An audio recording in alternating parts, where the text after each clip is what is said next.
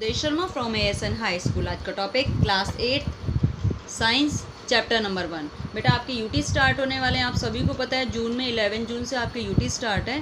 और उसके आपके साइंस में कौन कौन से चैप्टर है, लेसन नंबर 1 आएगा और लेसन नंबर 2 और lesson number 5। Lesson number 1, lesson number 2 और लेसन नंबर 5, 3 चैप्टर्स आपके आ रहे हैं जो आपको अच्छे से अटैम्प्ट करने हैं। ठीक है, आज हम लेसन नंबर 1 का, वैसे मैंने आपको क्वेश्चन कुछ सेंड किए हैं, उन्हें आप अच्छे से रीड आउट करना और चैप्टर के बीच में से कुछ क्वेश्चन इसी टाइप से आएंगे, मल्टीपल चॉइस क्वेश्चन। ठीक है, आज एक अच्छा सा रिविजन कर लेते हैं। Learn crop production and management. First of all question is arise, crop production management क्यों करते हैं? रीज़न क्या है? टू गेटिंग फूड, फूड को लेने के लिए। और फूड की नीड क्या होती है? To get energy. एनर्जी क्योंकि एनर्जी से बॉडी के सारे फंक्शन हम परफॉर्म करते हैं, जैसे कि डाइजेशन, रेस्पायरेशन, एक्सक्रीशन, सब में एनर्जी की नीड होती है। राइट, चलिए क्रॉप क्या है?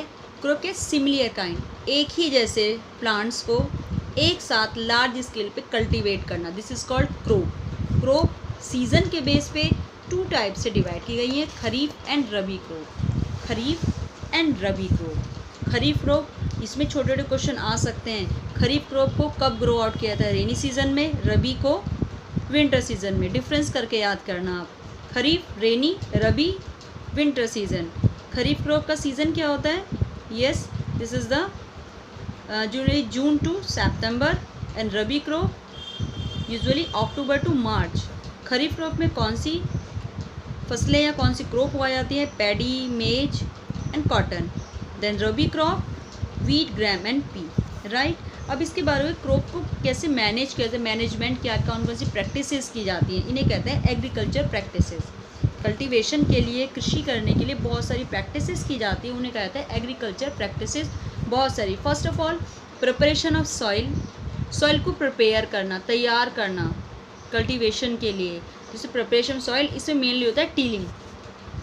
टीलिंग मतलब कि सॉइल को लूज कर देना। टीलिंग मतलब लूजनिंग द सॉइल। टर्निंग मतलब ऊपर की सॉइल नीचे, नीचे की सॉइल ऊपर, टर्न कर देना, इसको कहते हैं टीलिंग। बहुत सारे इंस्ट्रूमेंट पहले के टाइम में खोदा करते थे खुरपी वगैरह से, जैसे प्लो है, हल चलाकर, हो से, इस टाइप से एग्रीकल्चर इम्प्लीमेंट्स यूज़ किए जाते थे सॉइल को टर्न करने के लिए। क्यों टर्न करते हैं? ताकि ऊपर की सॉइल नीचे, नीचे की सॉइल ऊपर और लूज हो जाए, ताकि आसानी से प्लांट उसमें ग्रो कर सके, उग सके, और जड़ें ज़्यादा से ज़्यादा नीचे तक जाएँ ताकि उन्हें वाटर और मिनरल आसानी से अवेलेबल हो सके। ठीक है बच्चों, चलिए सेकंड है सोइंग। सोइंग क्या होता है?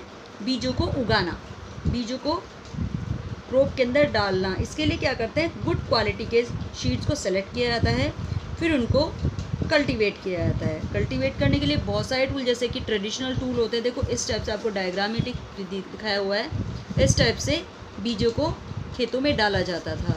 आज के टाइम के सीड ड्रिल, दोनों ही काम करता है। टीलिंग सॉइल को, टीलिंग मतलब कि लूज भी करते जाते हैं और साथ साथ इसमें सॉइल को ग्रो भी करते चले जाते हैं। राइट, थर्ड है भाई, ये तो हमने प्रैक्टिसेस कर ली, लेकिन एक बेटर क्वालिटी क्रॉप के लिए सबसे मेन क्या है? मैन्यूरिंग एंड फर्टिलाइज़र को ऐड करना, ताकि आसानी से, भाई जब हमारी बॉडी में न्यूट्रिएंट्स होंगे तभी तो हम अच्छे से ग्रो कर पाएंगे, वर्क कर पाएंगे। ऐसे प्लांट्स को भी ग्रो करने के लिए किसकी चीज़ के न्यूट्रिएंट्स की ज़रूरत होती है, जो वो पूरा करने के लिए हम उसे मैन्यूर और फर्टिलाइज़र ऐड करते हैं। राइट, न्यूट्रिएंट्स में लगातार क्रॉप को उगाते कल्टीवेशन करते करते सॉइल के अंदर न्यूट्रिएंट्स की कमी हो जाती है, उसको पूरा करने के लिए मैन्यूर और फर्टिलाइजर्स को ऐड करते हैं। दोनों में डिफरेंस आप आसानी से अपनी बुक में पढ़ सकते हैं। फर्टिलाइजर्स क्या होता है? फर्टिलाइज़र मैन मेड है, फैक्ट्रीज़ में तैयार किए जाते हैं, जबकि मैन्यूर क्या है? फार्मर्स अपने खेतों में तैयार करता है। याद है, बहुत सारे वेजिटेबल पील्स हैं, और ऑर्गेनिक सबस्टांस को गड्ढे में दबा दिया जाता है और काफ़ी जब खोला जाता है तो वो धीरे धीरे किसमें? मैन्यूर में चेंज हो जाते हैं। राइट, उसके बाद है irrigation. What you mean irrigation? The supply of water in the crop, यानी कि डिफरेंट इंटरवल्स में पानी, वाटरिंग करना, प्लांट्स को पानी देना, this is called irrigation. Irrigation के बहुत ट्रेडिशनल सोर्स भी हैं, मॉडर्न सोर्स है। ट्रेडिशनल आप सब जानते हैं, कुएँ से, जैसे मोट है, चैन पंप है, बहुत सारे रहट, सो ऑन। मॉडर्न मेथड में दो बहुत मोस्ट है, the sprinkler system and drip irrigation system, जो कि मॉडर्न मेथड है। स्प्रिंकलर सिस्टम में जो वाटर दिया जाता है लाइक अ रेनिंग, एक फाउंटेन की तरह पूरी क्रॉप पर स्प्रेड किया जाता है। ड्रिप सिस्टम में छोटी ट्यूब्स होती हैं जिससे कि डायरेक्ट वाटर को सीधा किसी भी ट्री की रूट तक लाया जाता है, वहाँ से ड्रॉप करके उनको वाटर दिया जाता है। इसे कहते हैं ड्रिप इरिगेशन सिस्टम। चलिए नेक्स्ट है प्रोटेक्शन। अब उसमें क्या होता है, कभी देखा है जब हम पेड़ों को उगाते हैं साथ में कुछ अनवांटेड प्लांट ग्रो अप कराते हैं, दीज आर कॉल्ड वीड्स। इन्हें भी हटाना ज़रूरी है। क्यों हटाते हैं? क्योंकि कंपटीशन करते हैं, ये भी सॉइल से न्यूट्रिएंट्स मिनरल्स लेते हैं, तो ये कम्पीट करते हैं हमारी क्रॉप के साथ, इसलिए इन्हें कहते हैं weeds. Unwanted undesirable plants are weeds.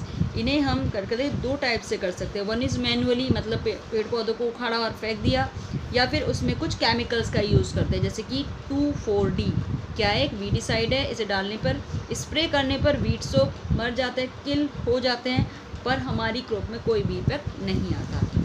Last, crop के मैच्योर होने के बाद उसकी कटिंग करना, this is called harvesting. Harvesting के बाद, कटिंग करने के बाद अब क्या है, चैफ, छिलके जिन्होंने तो चैफ और ग्रेन्स को अलग करना, दिस इज़ थ्रेशिंग। और उसमें से जो लाइट पार्टिकल्स को अलग करना, दिस इज़ विनोइंग। ये आप पहले 6th क्लास से पढ़ते आ रहे हो। सबसे लास्ट होता है स्टोरेज, उनको स्टोर करना। ऐसे नहीं होता कि ऐसे स्टोर कर लो, सबसे पहले सन में ड्राई किया जाता है ताकि मॉइस्चर ख़त्म हो जाए। कुछ पेस्टिसाइड्स में मिलाए जाते हैं, इंसेक्टिसाइड्स कुछ मिलाए जाते हैं, केमिकल्स, जिससे कि इनको पेस्टिसाइड और इंसेक्टिसाइड से अलग किया जा सके। ग्रैनरीज और सिलोस, अनाज के गोदाम सुना है ना आपने, यस, उसमें इनको स्टोर कर लिया जाता है। ठीक है, फिर इसी तरह से हम एनिमल, ये तो हमने फूड को उगाने, क्रॉप को उगाया, कल्टीवेट किया, फिर स्टोर किया। इसी टाइप से एनिमल्स को भी रखा जाता है। कहाँ पर? अलग एक जगह रखा जाता है जहाँ उनकी ब्रीडिंग, उनकी लाइफ शेल्टर, उनके फूड का ध्यान रखा जाता है, डिजीज़ कंट्रोल की जाती है, अच्छे से ध्यान रखा जाता है। उन्हें कहते हैं एनिमल हस्बेंड्री, जहाँ पर केयर की जाती है लार्ज स्केल। ओके बच्चों, और कुछ क्वेश्चन मैंने आपको जो सेंड किए उन्हें और इस चैप्टर के बीच में जो मैंने आज आपको बताए छोटे छोटे पॉइंट, जो सारे के सारे बताए हैं ना, ये आपको अच्छे से याद करने हैं। Okay, thank you so much, have a nice day.